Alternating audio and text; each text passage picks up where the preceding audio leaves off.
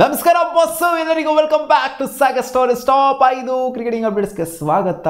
ಮೊದಲನೇ ಅಪ್ಡೇಟ್ಗೆ ಹೋಗ್ಬಿಡೋಣ. ಪಟ್ಟ ನಂಗೆ ಬೇಗ ಚಾನಲ್ ಸಬ್ಸ್ಕ್ರೈಬ್ ಹಾಕೊಳ್ಳಿ, ಹಂಗೆ ಬೆಲ್ ಐಕನ್ ಕ್ಲಿಕ್ ಮಾಡ್ಕೊಳ್ಳಿ. ಇನ್ಸ್ಟಾಗ್ರಾಮಲ್ಲಿ ಫಾಲೋ ಮಾಡಿದ್ರೆ ಫಾಲೋ ಮಾಡ್ಕೊಳ್ಳಿ, ಲಿಂಕ್ ಡೌನ್ ಡಿಸ್ಕ್ರಿಪ್ಷನ್ ಬಿಲೋ. ಮೊದಲನೇ ಅಪ್ಡೇಟು, ನಮ್ಮ MS ಧೋನಿ ಅವರು ಮಾತಾಡಿದರೆ ತಲಾ ಫಾರ್ ಎ ರೀಸನ್ ಟ್ರೆಂಡ್ ಏನು ಆಗ್ತಾ ಇದೆ. ಸೊ ಇದು ಇವಾಗ ಆಗ್ತಿರೋ ಟ್ರೆಂಡ್ ಅಲ್ಲ, ಆಲ್ರೆಡಿ ಒಂದು ವರ್ಷದಿಂದ ಇದು ಟ್ರೆಂಡ್ ಆಗ್ತಾನೆ ಇದೆ. ತಲಾ ಫಾರ್ ಎ ರೀಸನ್ ಏನೇ ಆದ್ರೂ, ಅಲ್ಲಿ ಯಾರೇ ಒಲಿಂಪಿಕ್ಸಲ್ಲಿ ಮೆಡಲ್ ತಗೊಂಡ್ರು ತಲಾ ಫಾರ್ ಎ ರೀಸನ್, ಇಲ್ಲಿ ಯಾರೇ ನೆಗೆದು ಬಿದ್ರು ತಲಾ ಫಾರ್ ರೀಸನ್. ಏನಾದರೂ ಪಾಸಿಟಿವ್ ಆಗಲಿ ನೆಗೆಟಿವ್ ಆಗಲಿ, ಧೋನಿ ಫ್ಯಾನ್ಸ್ಗಳು ತಲಾ ಫಾರ್ ರೀಸನ್ ಸೋಷಿಯಲ್ ಮೀಡಿಯಾದಲ್ಲಿ ಕಮೆಂಟ್ ಆಗ್ತಾ ಇದ್ದಿತ್ತು ತಲಾ ಫಾರ್ ರೀಸನ್ ಅಂತ. ಸೊ ಈ ಟ್ರೆಂಡ್ ಬಗ್ಗೆ MS ಧೋನಿ ಅವರು ಇವತ್ತು ಮಾತಾಡಿದ್ದಾರೆ. ಈ ಒಂದು ಟ್ರೆಂಡ್ನ ಅವರು ಕೂಡ ಸೋಷಿಯಲ್ ಮೀಡಿಯಾದಲ್ಲಿ ಗಮನಿಸಿದಾರಂತೆ, ತಲಾ ಫಾರ್ ರೀಸನ್ ಅನ್ನ. ನನಗಿರೋಂಥ ಫ್ಯಾನ್ಸ್ ಸಿಕ್ಕಾಪಟ್ಟೆ ಇಂಟೆನ್ಸ್ ಫ್ಯಾನ್ಗಳು ಅವರೇ. ನನಗೆ ಏನೇ ಆದ್ರೂ ಈ ಥರ ಆಗ್ತಿರೋದು ನೋಡೋ ನನಗೂ ಕೂಡ ಒಂಥರ ಒಂದು ಖುಷಿ ಆಗುತ್ತೆ. ಇದನ್ನೆಲ್ಲ ನೋಡ್ಬಿಟ್ಟು ಫ್ಯಾನ್ಸ್ ಎಲ್ಲ ಈ ರೇಂಜ್, ನಾನು ಸೋಷಿಯಲ್ ಮೀಡಿಯಾದಲ್ಲಿ ಆಕ್ಟಿವ್ ಆಗಿ ಇಲ್ಲ ಅಂತಂದ್ರೂ ಕೂಡ ಈ ಥರ ನನ್ನ ಮೆರೆಸ್ತಾರಲ್ಲ, ತಗೊಂಬಂದು ಎಲ್ಲ ಕಡೆನೂ ತಲಾ ಫಾರ್ ರೀಸನ್ ಅಂತ ಹೇಳ್ತಿರಲ್ಲ, ಅದು ನೋಡ್ಬಿಟ್ಟು ಅವ್ರಿಗೆ ಆ್ಯಕ್ಚುಲಿ ಖುಷಿ ಆಗುತ್ತಂತೆ. ಎಲ್ಲ ಕಡೆ ತಲಾ ಫಾರ್ ರೀಸನ್ ಅಂತ ಅವ್ರ ಫ್ಯಾನ್ಸ್ಗಳು ಸೆಲೆಬ್ರೇಟ್ ಮಾಡೋದನ್ನು ನೋಡ್ತು ಅಂತಂದರೆ. ಅಪ್ಡೇಟ್ ಬಿಟ್ಟು ಲುಕ್ ಹೂ ಈಸ್ ಬೌಲಿಂಗ್.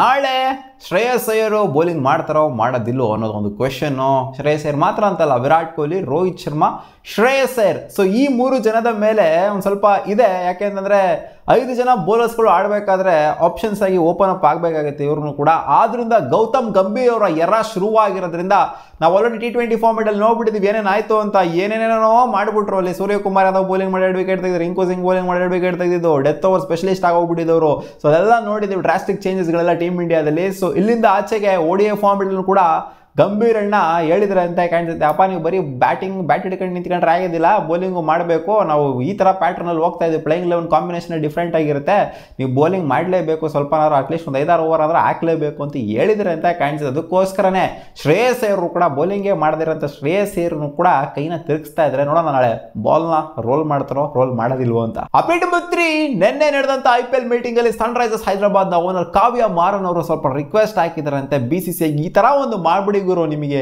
ಕಾಲಿಗೆ ಬಿದ್ದುಬಿಡ್ತೀನಿ, ಈ ಥರ ಒಂದು ಮಾಡ್ಬಿಡಿ. ಅವಾಗ ಸಿಕ್ಕಾಪಟ್ಟೆ ಯೋಚನೆ ಮಾಡ್ತಾರೆ, IPLಗೆ ಬರಬೇಕು ಅಂದರೆ ಓವರ್ಸೀಸ್ ಪ್ಲೇಯರ್ಗಳು ಪಕ್ಕ ಶಾರ್ಟ್ ಆಗಿ ಇದ್ರು ಅಂದರೆ ಮಾತ್ರ ಬರ್ತಾರೆ.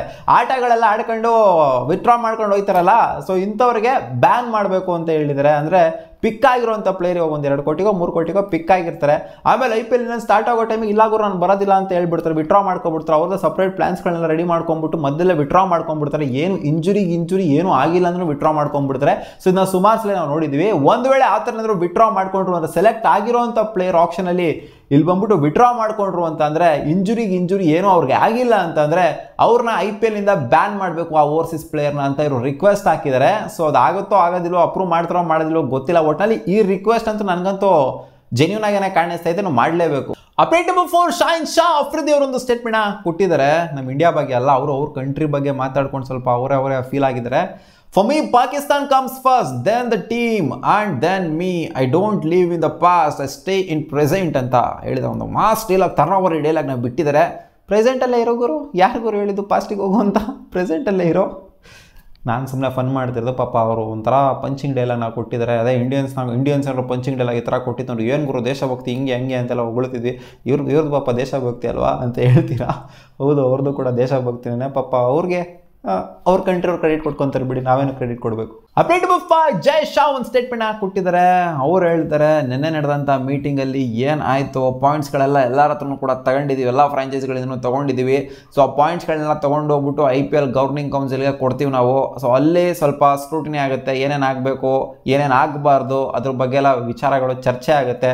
ಅದಕ್ಕೆ ಅಂದರೆ ಒಂದು ಕಮಿಟಿ ಇರೋದು, ಅದೆಲ್ಲ ನೋಡಿಕೊಂಡು ಫ್ರೇಮ್ ಮಾಡ್ತೀವಿ ನಾವು ಪಾಲಿಸಿನ, ವೆಯ್ಟ್ ಮಾಡಿ ಇನ್ನೊಂದು ಸ್ವಲ್ಪ ವೀಕ್ಸ್ ಆಗುತ್ತೆ ಅಂತ ಹೇಳಿದ್ರೆ. ಒಟ್ಟಿನಲ್ಲಿ ಇವಾಗ ಬರ್ತಿರೋಂಥ ಅಪ್ಡೇಟ್ ಪ್ರಕಾರ August 3rd week or 4th ವೀಕಲ್ಲಿ IPL ರಿಟೆನ್ಷನ್ ಪಾಲಿಸಿ ಜೊತೆಗೆ ಆಕ್ಷನ್ ಯಾವ ಥರ ಇರಬೇಕು ಅನ್ನೋದ್ರ ಬಗ್ಗೆ ಕಂಪ್ಲೀಟಾಗಿ ನಮಗೆ ಪಾಲಿಸಿ ಈಚೆ ಬರುತ್ತೆ ಅಂತ ಅಪ್ಡೇಟ್ನ ಕೊಟ್ಟಿದ್ದಾರೆ. ಸೊ ನೋಡೋಣ, ಆದಷ್ಟು ಬೇಗ ಬರಲಿ ಅಂತ ಕೇಳ್ಕೊಳ್ತೀನಿ.